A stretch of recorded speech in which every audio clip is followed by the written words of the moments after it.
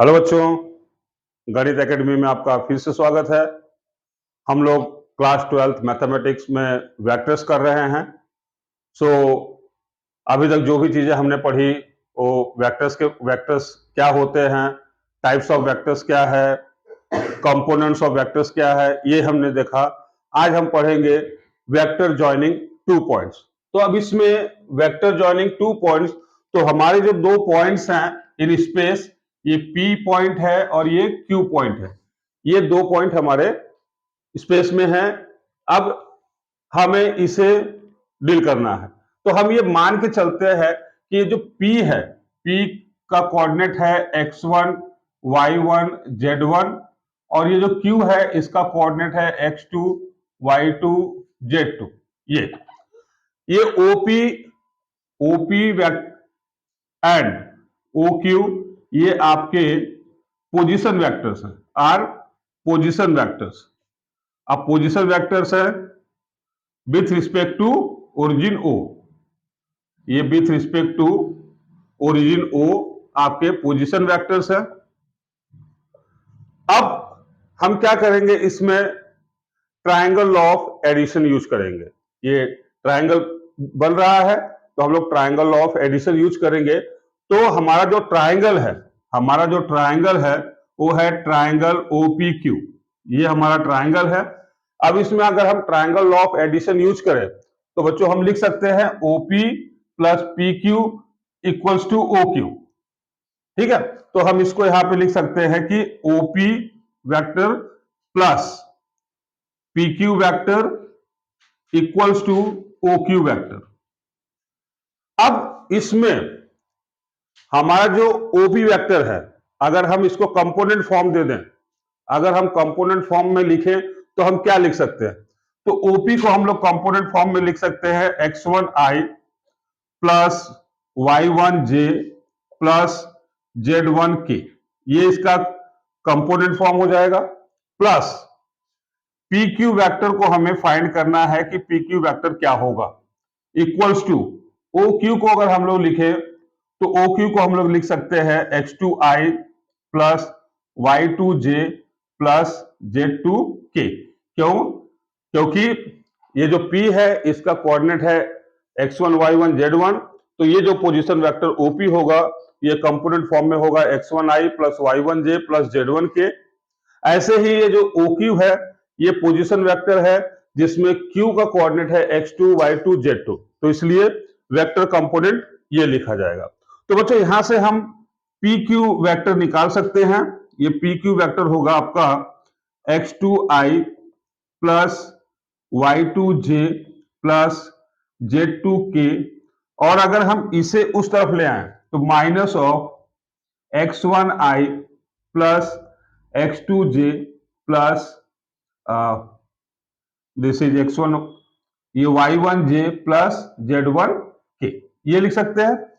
या हम इसे ऐसे भी लिख सकते हैं x2 minus x1i plus y2 minus y1j plus z2 minus z1k। ये हमारा हो गया PQ वेक्टर। हम इसका मैग्नीट्यूड भी निकाल सकते हैं।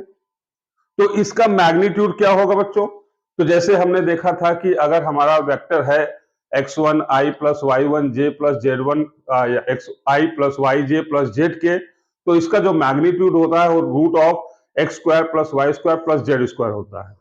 तो ऐसे ही इसका जो मैग्नीट्यूड होगा, मैग्नीट्यूड ऑफ OP जो होगा, ये magnitude of OP PQ vector जो होगा that is magnitude of PQ। इसको हम लोग लिख सकते हैं root of x2 minus x1 whole square plus y2 minus y1 whole square plus z2 minus z1 whole square. ये इससे आपको मैग्नीट्यूड मिल जाएगा। तो अगर दो पॉइंट आपको स्पेस में दिए हैं तो उन दो पॉइंट को ज्वाइन करने वाले लाइन का आप वेक्टर कंपोनेंट फॉर्म में फाइंड कर सकते हैं। आप कंपोनेंट फॉर्म में फाइंड कर सकते हैं, और एक बार आपको वेक्टर मिल गया तो आप उसका मैग्नीट्यूड भी निकाल सकते हैं। चलिए आगे बढ़ते हैं हम लोग। बच्चों ये हमारा अगला टॉपिक है सेक्शन फॉर्मूला। आपने सेक्शन फॉर्मूला क्लास 10th में भी पढ़ा है, क्लास 11th की स्टेट लाइन में भी आपने पढ़ा था। अब हम यहाँ पे वेक्टर के लिए सेक्शन फॉर्मूला पढ़ेंगे। आपको 10th में जो सेक्शन फॉर्मूला था उसमें इंटरनल डिवीजन होता था, मतलब कोई पॉइंट होता था जो किसी लाइन सेगमेंट को इंटरनली डिवाइड करता था। क्लास 11th में आपको पता चला इंटरनल डिवीजन होता है, साथ ही साथ एक्सटर्नल डिवीजन भी होता है, जिसमें किसी लाइन को जो पॉइंट होता है वो एक्सटर्नली डिवाइड करता है। तो हम दोनों को यहां पे देखते हैं, internal division as well as external division. तो बच्चों पहले हम लोग देखेंगे इंटरनल डिवीजन। पहले हम लोग देखेंगे इंटरनल डिवीजन। इंटरनल डिवीजन जैसा कि मैंने बताया, इसमें क्या होगा, अब सिंस हम लोग वेक्टर में डील कर रहे हैं तो जाहिर सी बात है हमारा जो लाइन होगा वो स्पेस में होगा। हमारा लाइन स्पेस में होगा। ये मान लीजिए आपका एक्स एक्सिस है, ये वाई एक्सिस है, ये जेड एक्सिस है। मान लीजिए आपका ये लाइन है, लाइन पी क्यू, जो कि स्पेस में है। तो ये ओरिजिन है, तो इसका ओ, ये पोजीशन वेक्टर पी का ओपी होगा और इसका ओ क्यू होगा विथ रिस्पेक्ट टू ओरिजिन। ये इसका पोजीशन वेक्टर होगा। अब ये लाइन इंटरनली डिवाइड होता है बाय पॉइंट से आर। ये आर जो है इसको इंटरनली डिवाइड करता है इन द रेशियो m/n। ये mn के रेशियो में इसको डिवाइड करता है। कहने का मतलब कि जो P R upon R Q है that is equal to m/n। ये, या आप ऐसे भी कह सकते हो m times R Q equal to n times P R. अब यहां पे जो ये m और n है they are the scalar quantities. ये स्केलर क्वांटिटीज है और ये आर क्यू और पी आर आपका वेक्टर क्वांटिटी होगा, सिंस हम लोग वेक्टर में से डील कर रहे हैं ना। बच्चों अब यहां पे आप देखेंगे, आप ओपी को मान लीजिए ये आपका वेक्टर पोजीशन वेक्टर ए है, O Q is position vector B and let this be R. अब इसका जो डायरेक्शन है ओ का पी की तरफ है, पी टू आर है, यहां पे ओ टू क्यू है, आर से क्यू है एंड ये ओ आर है। Let O R be denoted by vector R. अब इसमें बच्चों अगर हम देखें तो हमारे पास दो ट्राइंगल बन रहे हैं। एक ट्राइंगल है हमारा ओ आर पी और दूसरा ट्राइंगल है ओ आर क्यू। अब इसमें अगर हम ट्राइंगल लॉ ऑफ एडिशन लगाएं, वेक्टर का ट्राइंगल लॉ ऑफ एडिशन अगर इसमें लगाएं तो देखिए हमें क्या मिलता है।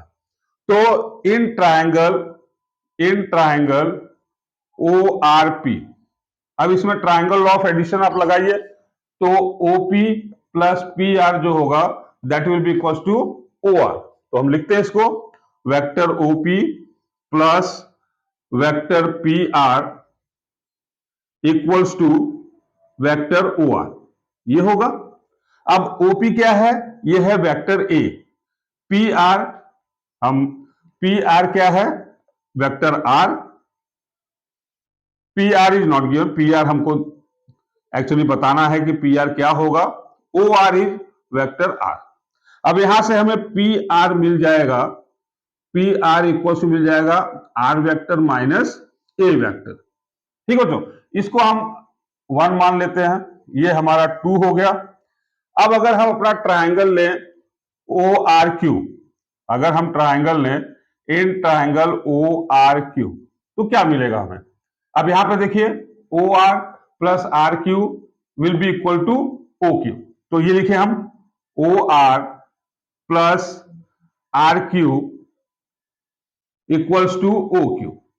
अब यहां पे बच्चों क्या मिलेगा हमें, ओ आर हमारा आर वेक्टर है, ये आर क्यू वेक्टर हमें ढूंढना है और ये जो है हमारा वेक्टर बी है।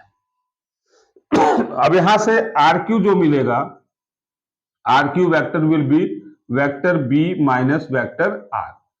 अब ये जो अब ये जो 2 और 3 से हमें मिला है, इसको हम लोग 1 में पुट कर देते हैं। जो हमें इक्वेशन 2 से और इक्वेशन 3 से मिला है वैल्यू, उसको हम लोग इक्वेशन 1 में पुट कर देते हैं। तो देखें क्या मिलता है हमें। तो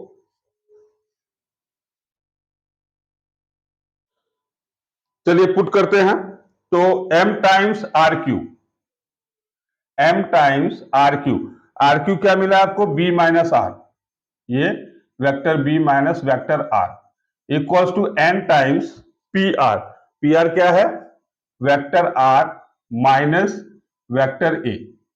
अब ब्रैकेट ओपन कर दीजिए, M B vector minus M R vector equals to N R vector minus N A vector, ये मिलेगा आपको। अब हम इसको उस आर को आर की तरफ लेके जाते हैं, इसको इस तरफ लेके आते हैं। So what we get, M B vector plus N A vector equals to N R vector plus M R vector, ये हमें मिलेगा। या तो यहां पे R common, M B vector plus N A vector, यहां पे अगर आर वेक्टर कॉमन लिया तो हमें मिलेगा n प्लस m। या तो बच्चों हम इसको ऐसे लिख सकते हैं, अगर इसको यहां पे लाएं और n प्लस m को अगर हम m प्लस n लिखे तो कोई फर्क नहीं पड़ेगा, तो हम इसे लिख सकते हैं r vector equals to M B vector plus N A vector upon m plus n। ये है हमारा इंटरनल डिवीजन ऑफ वेक्टर। ये हमें जब इंटरनली डिवाइडेड है, कोई पॉइंट किसी लाइन को इंटरनली डिवाइड करता है, तो उस सिचुएशन में हमारा जो रिजल्टेंट वेक्टर होगा that will be equal to this. आगे बढ़ते हैं और देखते हैं एक्सटर्नल डिवीजन में हमें क्या मिलता है। एक्सटर्नल डिवीजन हम लोग देखते हैं, इसमें हमारा ये पी क्यू जो है ये लाइन है, और ये जो आर है इस लाइन को डिवाइड करता है, बट एक्सटर्नली डिवाइड करता है। तो अब इसमें ये जो अब डिवाइड कर रहा है इन द रेशियो m:n, तो ये जो पी आर होगा ये आपका m होगा, और जो क्यू आर है ये n होगा। तो यहां से हम लोग लिख सकते हैं कि P R upon Q R equals to m upon n, और फिर यहां से हम लिख सकते हैं n टाइम्स पी आर, तो इसको वेक्टर फॉर्म दे देते हैं हम लोग, equals to m times Q R vector. ये अब इसका ये O से P की तरफ जा रहा है, P से Q की तरफ, O से B की तरफ, Q से R की तरफ, एंड देन दिस वन। अब अगेन इसमें हमें दो ट्रायंगल है, ट्रायंगल OPR, और दूसरा जो ट्रायंगल है वो है ट्रायंगल OQR। तो अगर ट्रायंगल OPR की बात करें, इन ट्रायंगल OPR अगर इसकी बात करें हम लोग, अगर इसको इक्वेशन 1 मान के रखिए, इन ट्रायंगल OPR, अब अगर OPR को आप देखिए तो आपको क्या मिलेगा, you will get OP vector plus PR vector, this is equals to OR vector. अब यहां से OP वेक्टर कितना है, A वेक्टर प्लस PR हमें निकालना है, और OR कितना है, R वेक्टर है। तो यहां से जो PR वेक्टर निकलेगा that will be equals to R vector minus A vector. इसे आप इक्वेशन सेकंड मान लीजिए। अगेन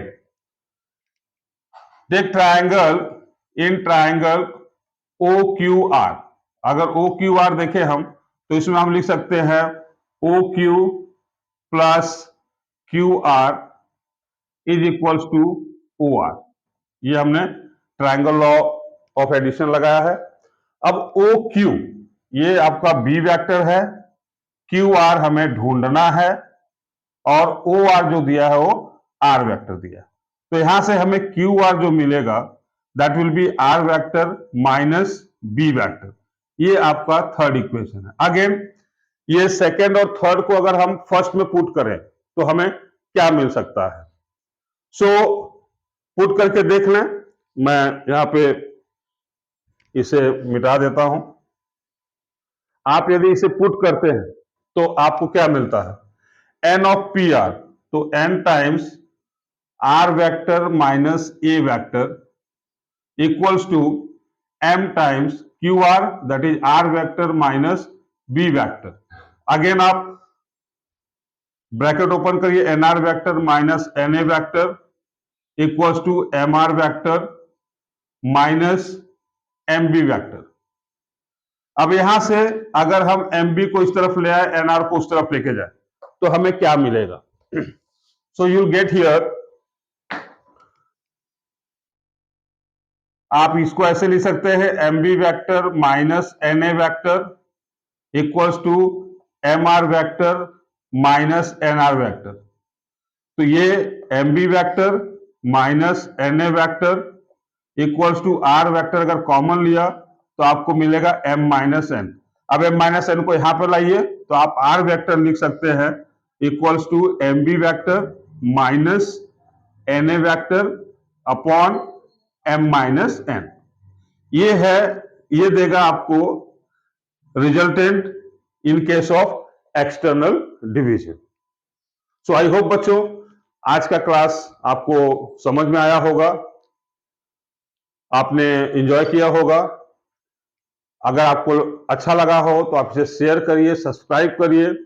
एंड अगेन अगर कुछ आप सुझाव देना चाहते हैं तो मोस्ट वेलकम, आपके सुझाव पर ध्यान दिया जाएगा ताकि हम और बेहतर वीडियो बना सकें, आपके फायदे के लिए और अच्छा कर सकें। Till then take care, have a good day, thank you.